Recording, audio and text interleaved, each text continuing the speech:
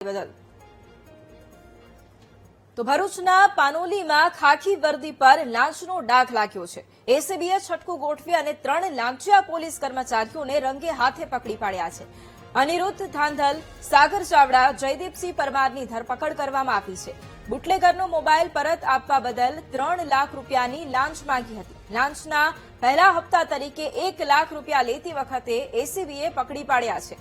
ત્રણેય આરોપીઓને Panoli police મથકમાંથી Bharuch ACB કચેરી ખાતે લવાયા છે।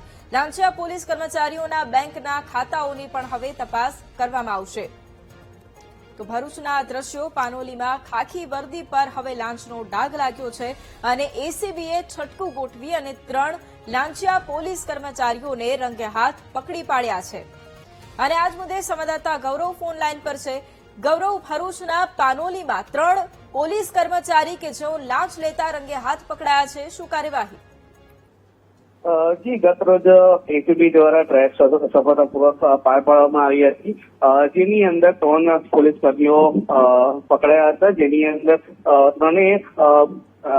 આરુના જે બુટલેગર હતો તેની પાસેથી મોબાઈલ ના બાબતે 3 લાખના લાંચ લેવાની બાબત હતી, જેની અંદર 1 લાખનો હપ્તો આપવા થઈ રહ્યા તે સમયે તેમની એસીબી દ્વારા ટ્રેક કરવામાં આવી હતી।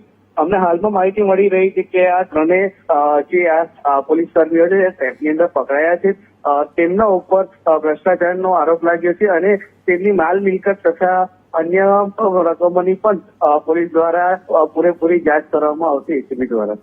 બિલકુલ, આભાર ગૌરવ તમામ જાણકારી માટે।